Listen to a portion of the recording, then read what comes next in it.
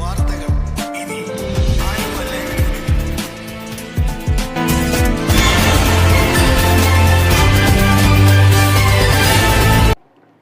Wisdom youth Aluva മണ്ഡലം ദിശ സഹവാസ camp സംഘടിപ്പിച്ചു.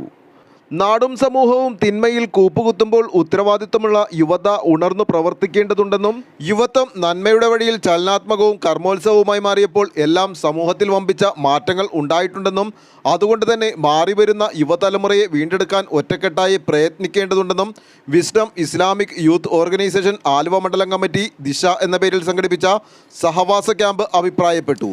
കുട്ടമശ്ശേരി സലഫി സെന്ററിൽ 2 ദിവസങ്ങളായി നടന്ന സഹവാസ camp wisdom Islamic organisation Aluva മണ്ഡലം സെക്രട്ടറി മുഹമ്മദ് ഷാജ് ഉദ്ഘാടനം ചെയ്തു.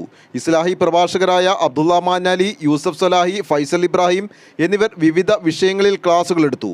മിസ്ഹബ്, മിഥിലാജ്, ഹാരിസ്, ജമാൽ ആനിക്കാട്, അല്ലമീൻ എന്നിവർ സംസാരിച്ചു. Wisdom Islamic youth organisation Aluva മണ്ഡലം പ്രസിഡന്റ് ഷിയാസ് കീഴ്മാട് അധ്യക്ഷത വഹിച്ച ചടങ്ങിൽ ഷിയാസ് ശ്രീമൂലനഗരം, അബ്ദുസലാം എന്നിവർ സംസാരിച്ചു.